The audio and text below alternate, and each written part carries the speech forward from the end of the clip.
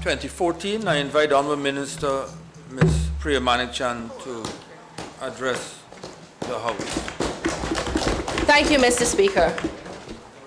May it please Your Honour, I thank you for allowing me the opportunity to speak here this afternoon. I wish to begin, sir, by congratulating the Honourable Dr. Ashley Kumar Singh, for presenting a budget to this nation that is holistic, that is comprehensive, that addresses as far as our country's economy would allow us the needs of almost every sector in this country.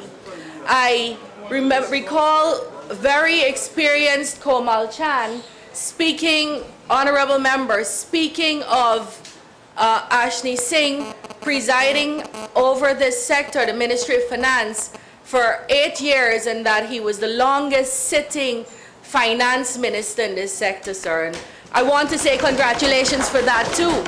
But Mr. Speaker, Dr. Singh sat and presided and managed the Ministry of Finance and the country's economy in a period for 8 years when the world saw for the last century the worst financial crisis that has ever been experienced. And in that atmosphere where persons were losing jobs and entire countries were crashing, economies going down, and citizens losing their homes and their dignities, we in Guyana held our own and grew. We didn't only hold our own, we grew, sir, and for the last 8 years, we have had consecutive growth in this country, with last year seeing positive growth at 5.2%. Mr. Speaker, the last time we saw this was sometime, I think, between 1964 and 1971, and then there was some growth between 1991 and 1997, and then there came the interventions and consequences of the slow fire, mo fire, the kind of destructive politics that we see hampering our development, and that stymied our growth. So when we should have been able to boast in 1998 that we had 8 years of consecutive growth, we couldn't. And the thing about when growth is interrupted and progress is interrupted, a country takes a while before it can catch itself again. And we saw that this country, our dear land, catching itself and holding and sustaining that growth for the last 8 years. And to Dr. Singh, the Honorable Minister of Finance, we are proud of you. We are grateful to you for the efforts you've made over the years, and we stand with you on this budget that is going to see goodness brought to the people of Guyana. To the staff, Mr. Speaker, a frontbencher on the opposition side called the staff of the Ministry of Finance tired and said that they should go home. Mr. Speaker, I think that was one of the most unfortunate things we heard in this House for the entire budget debate. Staff, professional staff, can vote however they want, but they should be allowed to work in peace without being targeted, and their professionalism should be respected. Mr. Speaker, entire conferences are organized and arranged around this world to have more women involved in the budgetary process of states. Here in Guyana, we have a young, bright, hardworking, articulate person. She's a woman. She's Sonia Rupnath. She is our Director of Budget. We should be proud as a nation that we have done what conferences are organized to call on nations to do. And regardless of which side of this House you sit on, that is a matter to celebrate. So to the Ministry of Finance, we thank you.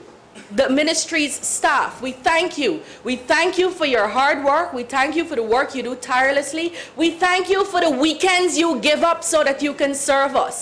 We thank you for the holidays you work on. And on behalf of the people of Guyana, the many PPP civic supporters and the few opposition supporters, I say to the ministry staff, thank you. We are deeply grateful. Mr. Speaker, I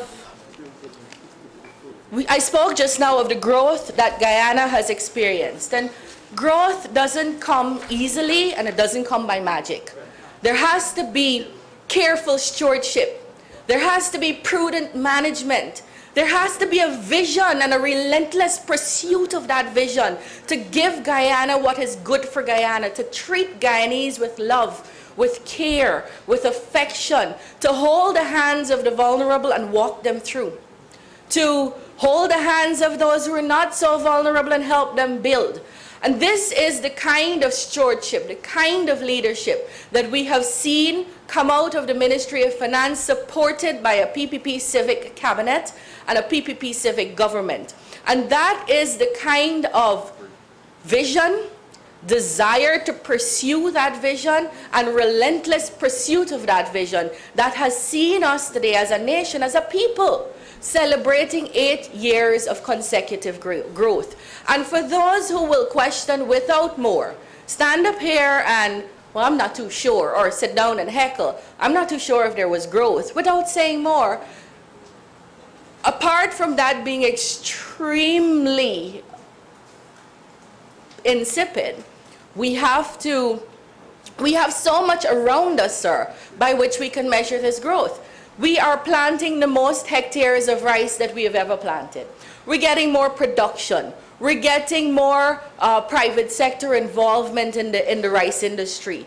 We are seeing visibly more construction going up, more buildings going up, more homes being owned by our Guyanese people, more gold expansion in the gold sector. These are things, sir, that can visibly, if one were not very good with numbers, and I'm no expert on growth of economies, but these are things we can see. These are things we can visibly identify as to whether or not our country has grown. And when I speak to people, I always say, look, things might not be great right now, or they may not be where you want them to be, but is your life better? Is your life better than it was the last 10 years? Do you now have a home? Or if you don't, are you renting somewhere as opposed to living with your parents?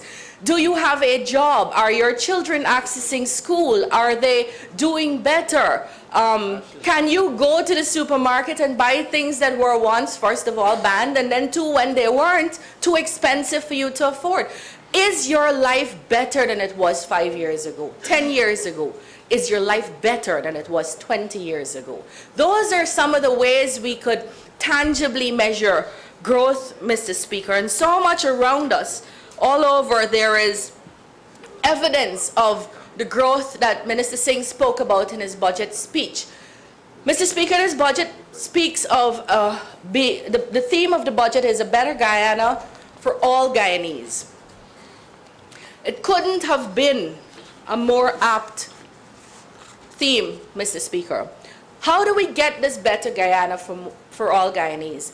We're living in a place and we're standing in a room where, whether we agree with each other or not, I would have great difficulty believing that people on the opposition didn't truly care about making Guyana a better place. I'd have difficulty with believing that. I believe that they want to make Guyana a better place. And I believe that we now have a little bit of a gap to fill, making sure that desire matches their actions. And so that's a gap that they have to fill. But I would have difficulty standing here and saying that these people who work, we heard from Joan Bavigam's, that's the last speaker that spoke on Friday night. This is a woman who's given her life in service. A grassroots woman who's given her life in service. So people, Honorable Member Ms. Bavigams, people in this House want to see, or claim that they want to see, a better Guyana, Mr. Speaker. But a better Guyana for all Guyanese has to begin with an understanding that all Guyanese mean every single sector, every single Guyanese in this country. So you can't say because most of the sugar workers didn't vote for me, I will spite them by cutting the $6 billion. They are Guyanese too, and they're entitled to a better Guyana. And they're entitled to be able to feel their... I don't think I've heard a single member of the House say that. In a debate, during the debate. Sir, I heard Mr. Ramjit, and I'm sure he'd be happy to clarify if he wants to come back into the House. In their absence, I should say that. But I didn't tell him to be absent, sir. He has said that he is cutting with his scissors hand the $6 billion. Yeah, but you gave a reason that because you are a sugar worker, I will cut. You said that the member said that because I will cut. I have no doubt that statements have been made about the cutting, but the reason that you Mr. gave. Speaker, my constituents have suggested to me that they believe they're being discriminated against because they did not vote for the opposition, they voted for the PPP, and they believe they are being punished. Is that acceptable, sir? Very much. Yeah. Thank you. Mr. Speaker, Better Guyana for all Guyanese include all Guyanese. We cannot say we love our children. We're not going to cut the education budget because we're going to hear that. We're not going to interfere with education. That's important for our children. So you don't cut the education budget, and you give us in the Ministry of Education the ability to provide a meal for our students, but you take away from their parents the ability to provide for the 2 meals that they need. You take away the ability from their parents to provide a rent and clothes and other things that children need to be whole and to grow and to live their dreams. That is what will happen when you chop up this budget, when they chop up this budget, Mr. Speaker. And so I am saying that if we're going to have a better Guyana for all Guyanese, then all Guyanese has to include, that phrase all Guyanese has to include the people who democratically exercise their right to choose a government. And the days of where we were stealing votes and the days of where we were ignoring the views and the desires of people must be put behind us if we're to continue as a civilized democratic state.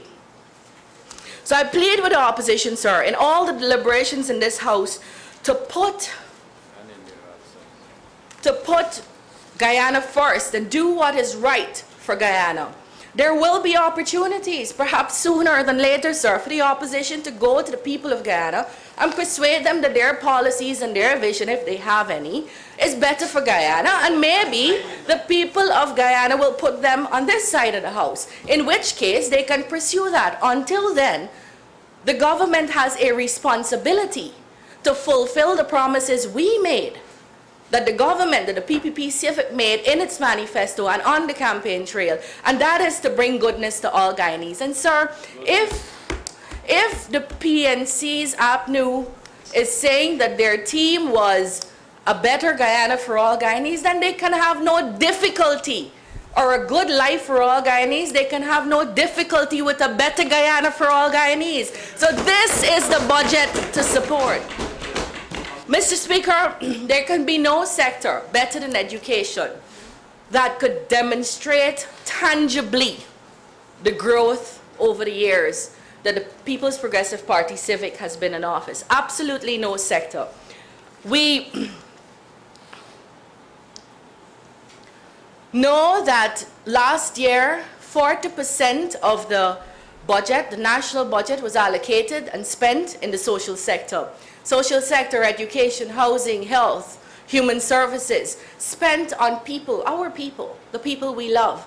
That is the kind of allocation that went to the people of Guyana last year through the budget. 15.9% of that alone was spent on educating our nation's children, on giving them a quality or the highest quality education that we've been able to give so far, on providing meals, on helping their parents outfit them for school, on providing trained teachers to put in front of the classrooms, on providing textbooks and exercise books and the other things that are necessary for our children. 15.9% of the budget, sir.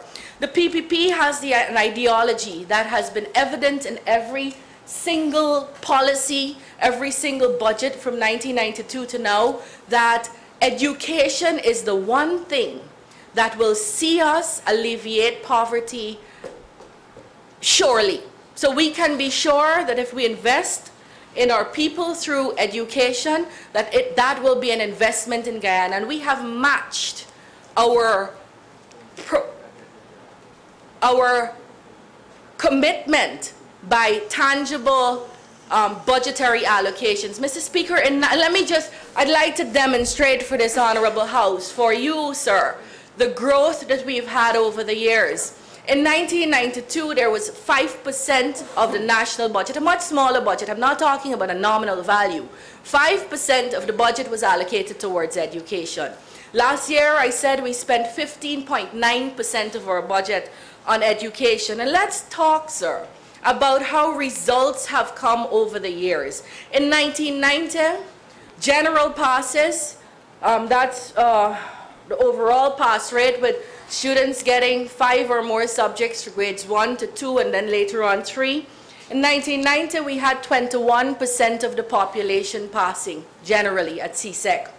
In 1995, with a commitment to the people of this country and the necessary allocation in the budget, we had seen a 9% increase and 29% of our children had passed generally. By 2000, it had moved to 46%. By 2005, it had moved to 60%. By 2010, it was 66%. So I gave you a 5-year growth. With money comes growth. Growth means our children are doing better. It means our children are more prepared for the world tomorrow. It means our children are more prepared not only to develop Guyana, but to contribute to this earth in different sectors, wherever they may find themselves in this small global village we live in. Mathematics, sir, in 1990, we had 16.8% of the population passing math. In 2000, it had moved, because we invested in the sector and in our people, to 24%. And by 2010, it moved to 34%. With investment comes growth. With our love for people comes their better preparation to meet the challenges of the world. English in 1990, we had 13.36% of our people, our children, passing English. By 2000, it was 25.8%. And by 2010, it was 59.16%. Growth, sir. You give people goodness, you invest in the people of this country, and you will see them and their children doing better. But, sir, before we can invest, you have to have first a vision of where you want to see Guyana go, and then careful management and plotting and planning to get us there. And we on this side of the house have shown that we are capable of doing that, sir. We've shown how results have changed over the years. And so we were talking about impact of the budget. And impact, as Bishop Edjo said, impact, it appears the definition has been skewed to mean only if something bad is happening. But impact means good. There's positive growth. There is positive growth. And so it does not mean only good. We would be at the first on this side of the house to tell you we're not happy with 34% pass or 59% pass in English. We're not happy with that. We want to see 100% of our children that we enroll and we sign up for exams pass English. And we will get there because we can. We can plan for it, we can strategize for it, and we will fund it. And so on this, if the population were wondering, it is us that can be trusted to take the nation's children forward. We have shown how we can do that. We hear now every CXC time, we tell the nation, Ministry of Education tells this nation what we have done in mathematics and English. We tell the nation how unhappy we are with some of these grades. But you know why we didn't know that only 13% of our children were passing English in 1990? Because we didn't have that information. There was no transparency at that time. Sir, we know last year, out of eight awards granted by the Caribbean Examinations Council, Guyana, our Guyanese children, were given 5. We won 5.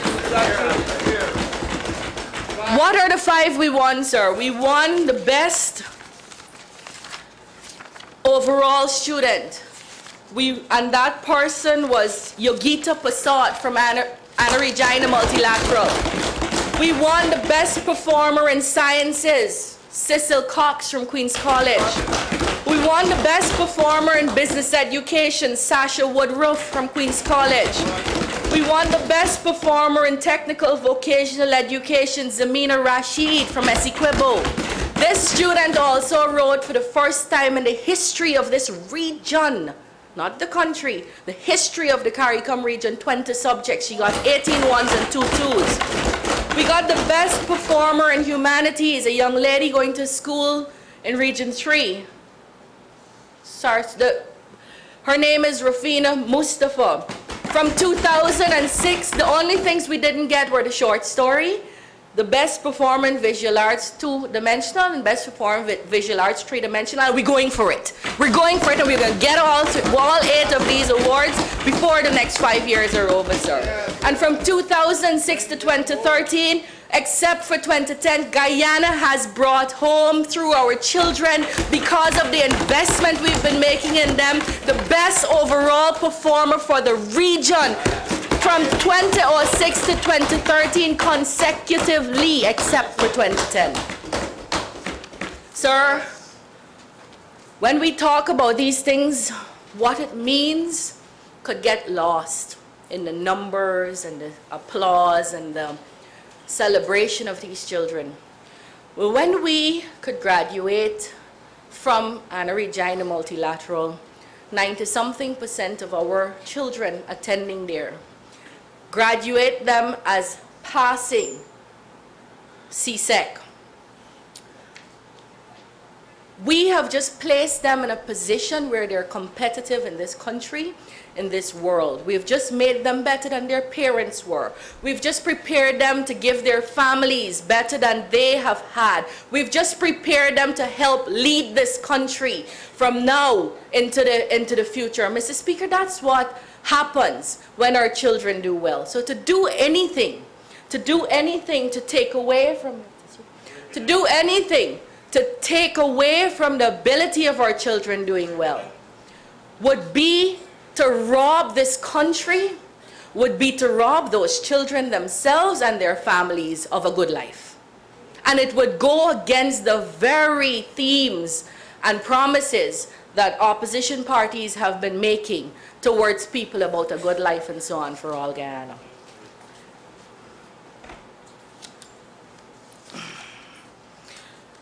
Mr. Speaker, this budget comes at a great time when we are just concluding our strategic plan.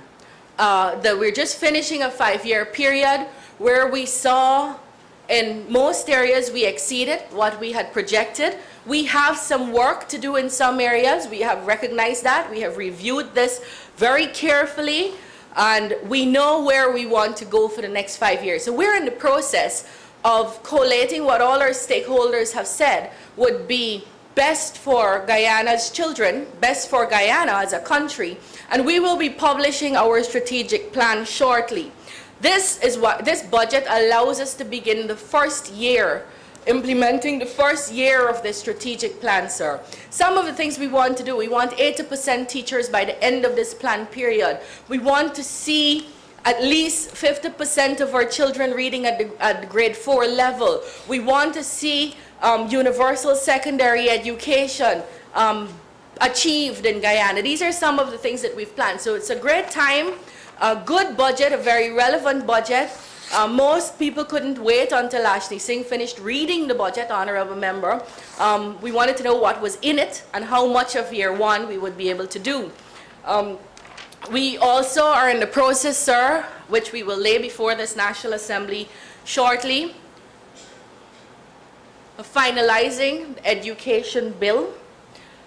The last Education Act, Mr. Speaker, was passed in 1876, and as far as we've been able to discern, it was last amended in 1976, so as you may be able to imagine, it does not meet the needs of modern 2014 Guyana. And so we're in the process of finalizing that. For the first time, we will have the pleasure also of reading the final draft along with regulations under the bill that would guide the implementation of the act. Mr. Speaker, we will also be laying shortly or making effective shortly regulations under the National Accreditation Council. And that is something that we're working feverishly on right now. Sir, whatever I will tell you shortly about how we're going to achieve universal quality education in our country is based on consultations that we have frequently across this country. Whatever is contained in this budget is as a result of frequent consultations with the people of Guyana, the people who matter. And so even though there was a refusal by the AFC and APNU to come to Dr. Ashley Singh to make their views known, to have their input in the budget, our people, including the supporters of these two delinquent parties who did not turn up to these consultations, have said what they wanted in this budget. Nary a week goes by, sir, without me and very senior officers in this ministry going all over the country, talking to our students, our parents, our teachers, other stakeholders about what we want. Presently, I see the CPCE head principal who was not here, Ms. Viola Rowe, who was not here on Friday because she had to go to Berbice to conduct a consultation on the draft professional standards for teachers. Mr. Hudson, the ACO primary, was in Region 1 2 days prior to that. We are out every day hearing from our teachers, our students, our parents, what it is we want. We have implemented a new policy that every time we're going to expand infrastructure, build new schools, we're going to go out, take all our documents with us, all the BOQs and the drawing and so on, have a community meeting with all who would come, but specifically we invite PTAs and staff and parents and students and religious groups and so on, and regions and our RDCs and NDCs and so on in the area. And we describe what we're going to do, and then we leave with them documents so that they could keep a close eye on what is happening in the schools so that we could get quality work. Because we recognize, sir, we recognize and we're very unhappy with the fact that sometimes we get shoddy work. That does not mean all contractors give us shoddy work, but we have been robbed. The country has been robbed a couple of times, and we want to make sure that when we do things, we get for value for money, and that's how we do it. We're also, sir, establishing, going to launch shortly a website that is going to be interactive. It's going to have all our documents and policies and textbooks and past exam papers, and it's going to have a feature that would allow persons to, children, to answer exam questions, and then we send them an email with what results they got and what was right and what was wrong. Children from grades 1 to 6, we're working on secondary soon. There was also going to be a feature where every Thursday between 7:30 and 9, members of the public could chat with the minister and senior officers in the ministry on scheduled topics. We have a Facebook page that is very active. These are all things, sir, we've done to make sure we can hear from the people we serve so that we can serve them better. These are things we have done to make sure we can get our messages out, get our information out when we have information to get out. Mr. Speaker, it is very important, it is hugely important that we tighten, that we fine-tune our relationship, our partnerships with parents and with other stakeholders. We are absolutely sure that a student in our care will not have as much and will not be as much as they can be except there is parental or home involvement. For all the children who've done well, we can trace it back to one thing: a good school system, sound investment in the education sector, and involvement of their families. Not necessarily wealthy families, but families who stay up and work foot to foot, in common parlance, with their children. Families who get up at night to make sure their children are eating, not necessarily fancy meals, but parents who are involved in their children's lives. We just did research, sir, limited because of the numbers. We have about 710 students who are now coming into nursery school. So they were not in the formal education system before. Some of them went to daycares, and we found that the things children should know at 3-6, like basic shapes and numbers and recognizing and being able to recite their ABCs and counting and basic biographical information, what's your name, where do you live, how old you are, we found that only 32% of our children knew this. And that for us is a bit worrying. We believe that with partnership, if we could get parents to do the supportive work at home, we believe we can better prepare our children.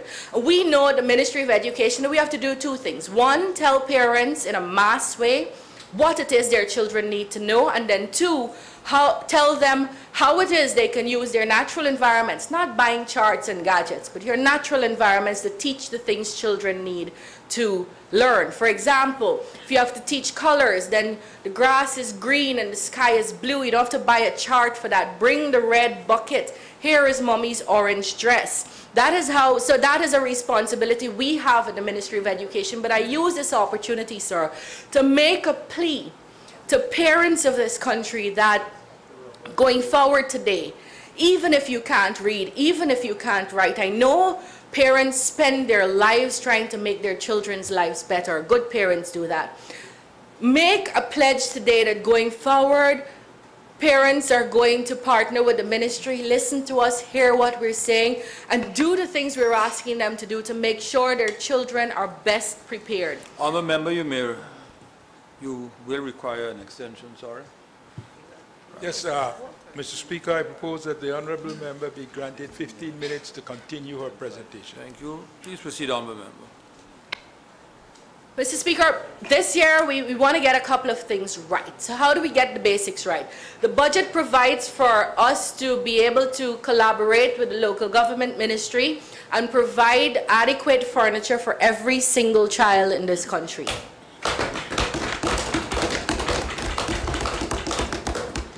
The budget is going to allow us, we've written our own nursery readers, sir, and the budget is going to allow us to print this and give it to every single child in nursery so that they could be better prepared. The budget, this year's budget will ensure that every child in the primary school system gets the very basic texts, mathematics, English, social studies, science. We've just written our own, led by Mr. Marcel Hudson, ACO Primary, and the nursery readers were written by a team led by Ingrid Trotmund, ACO Nursery, that's Assistant Chief Education Officer Nursery, and they're called the Roraima readers.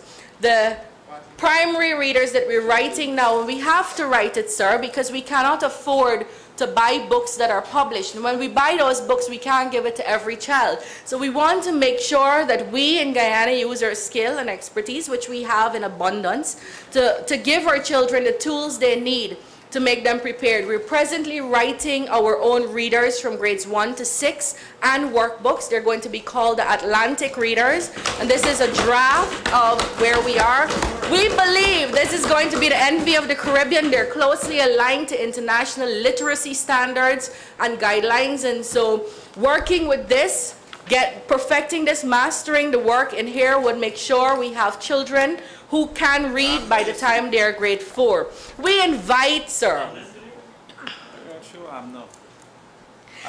This budget is going to allow us, sir, in secondary school to offer to every child mathematics books, English books, textbooks in the single sciences, and we're going to be able to continue to deliver in a timely way exercise books to all our children.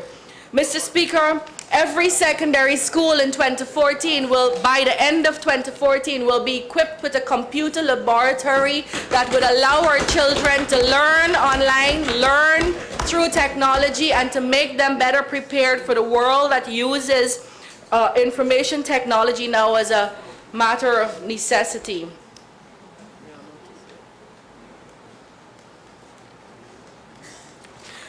What is important, Mr. Speaker, we will be importantly improving how we address special education needs. Mrs. Valda Lawrence had said during her presentation that it was a group of persons that we were leaving behind. Well, I'm assuming, although I'm probably wrong, I'm assuming she was speaking of the nation leaving that group of persons behind.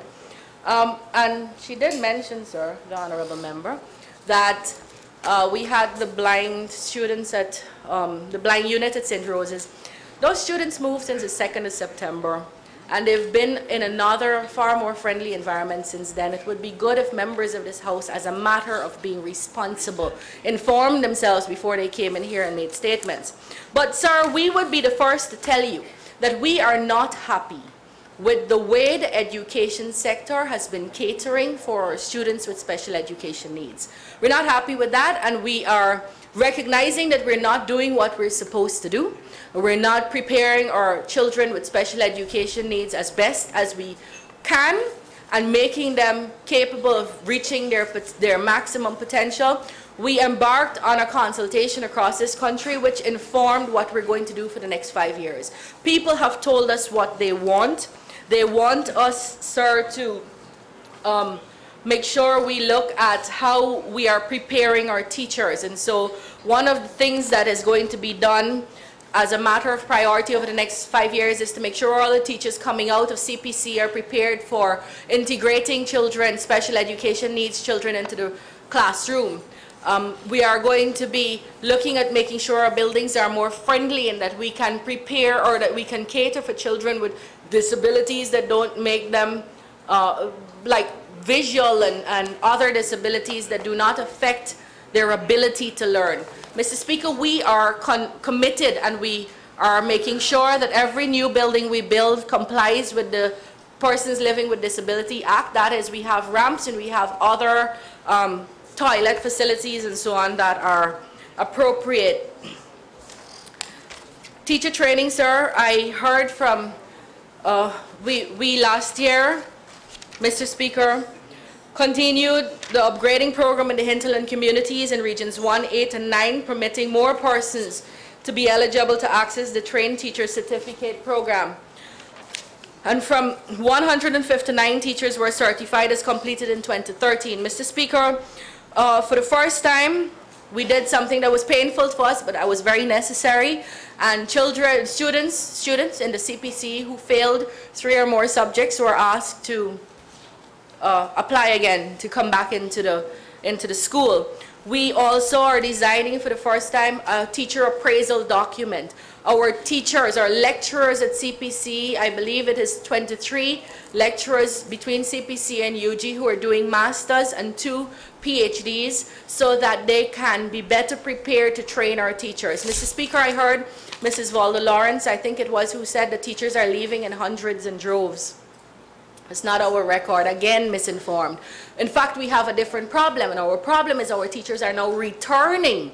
I wouldn't say in hundreds and droves, because I want to be honest, but they are returning when they broke their contracts. So we now have a problem. How do we, these teachers broke their contracts and went away.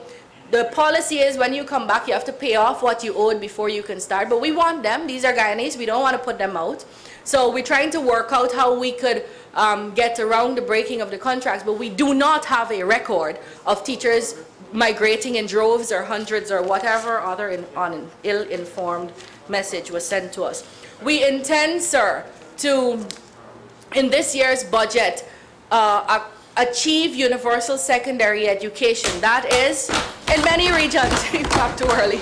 That is, sir, that every child of secondary age could access a general secondary education.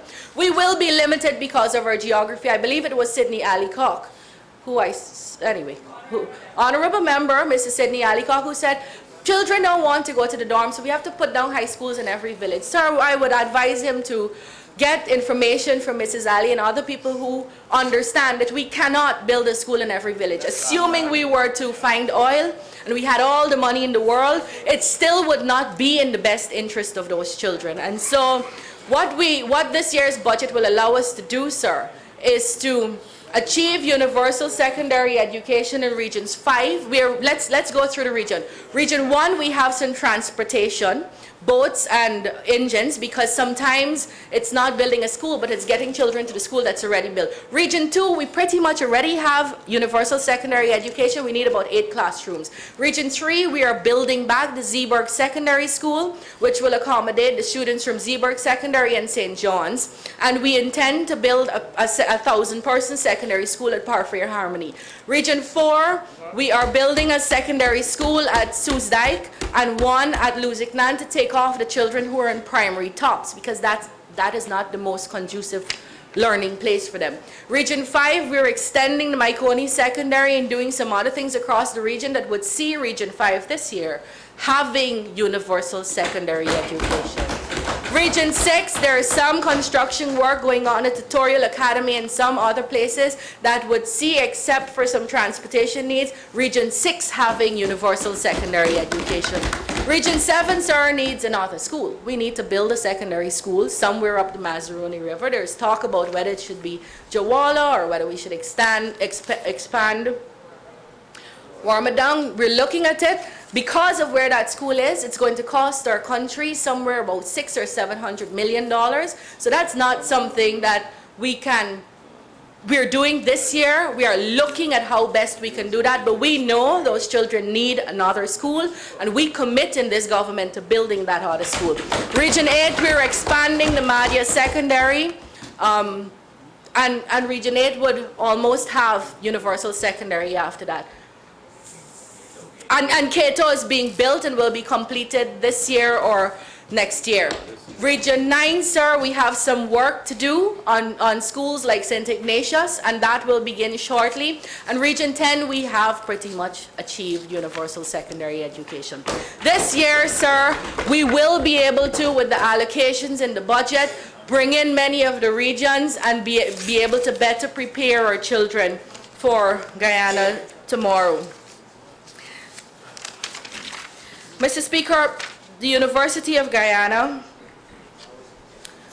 is where our children attend to get their tertiary education. There are many courses that are being written there. Many students who are being prepared there. In fact, I would like to think that many of us in this house at some point attended the University of Guyana, and we offer quality service in our various fields.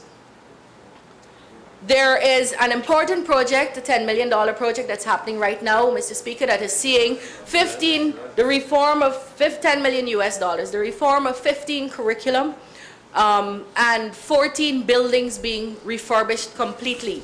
We also have, which for me is extremely exciting, a grant that would see, that we're giving to lecturers, academic staff, that would see 40 different types of research done that will that directly contribute to our low carbon development strategy. One of them that's being done right now is how to use Corilla how the relationship between Corilla and cancer. In fact, I can say specifically the effects of Momordica charantia, that's Corilla, on secondary and primary cancer cell lines. This is something that could benefit the world. This is what we're doing at the University of Guyana presently, Mr. Speaker. Cutting edge research, Mr. Speaker. We also are doing 4 feasibility studies, and I think this is what's important for the nation, are expected to be completed. We will be looking at the human resources management, and then we're doing a feasibility study, and this for me is exciting, for the establishment of a center for excellence for the study of biodiversity. And that would be a center that would serve the planet, that would serve the people of this world, and so I'm looking forward to that. Mr. Speaker, not a very important area that we will begin looking at this year, and the budget is funding it, is a hinterland education improvement project. We are the best place in the hinterland regions than we have ever been before. Over the last 5 years alone, we have created 400 new places for students in dormitories, and that's allowing 400 new students every single year to access an education that they would not have been able to access before. We do know, though, Mr. Speaker, that while we're at the best place we have ever been, we can do better in certain areas. And so what are we doing? We're studying with the people of the hinterland. So we will be going village to village, talking to parents and teachers and students about what are the gaps. You have a school, but does your school have trained teachers? If the answer is no, do we have housing to put trained teachers in? If the answer is no, then how do we build a housing? Do you have textbooks? Do you have exercise books? Is your school feeding working? Do we have space in the dormitories to accommodate the students who are coming from far-flung areas? So we will begin that shortly, sir, to be implemented as soon as we have completed that study. It would make for a great headline for us to say we're ready right now, because we have much of a significant portion of the information we need, but it would be undemocratic if we did not hear first from the people of those villages what it is they would want to see happen too. And that is going to begin shortly. Mr. Speaker, essentially this budget allows us in the National Assembly, gives us an opportunity to treat Guyanese well. It gives us an opportunity to help prepare Guyana's tomorrow today. It gives us an opportunity as a house, sir, not as the PPP Civic, because we will do it alone if we have to. But we really do want the support of the opposition as parties, because their people, their supporters, would expect that they would do what is right for the children of those supporters. And so, while we would do it alone if we have to, as we have been doing for the last 20 years, we would really appreciate the support of the members of the opposition. And I say here without reservation, sir, that I could never know all that Amna Ali knows. She's honorable member. Agreed. She's been a head teacher for many years. Agreed. She has experience that I don't have. I want to hear from her. But wanting to hear from her is a contribution to what the government's program is. It cannot be to take over the government. I would like to hear from other teachers and parents in the opposition, sir. And that is why when the opposition as leaders don't work with us, we work with their constituents anyway, because we want to hear from them. Mr. Speaker, Nelson Mandela said, 5 minutes to wrap up, please, Honourable Minister.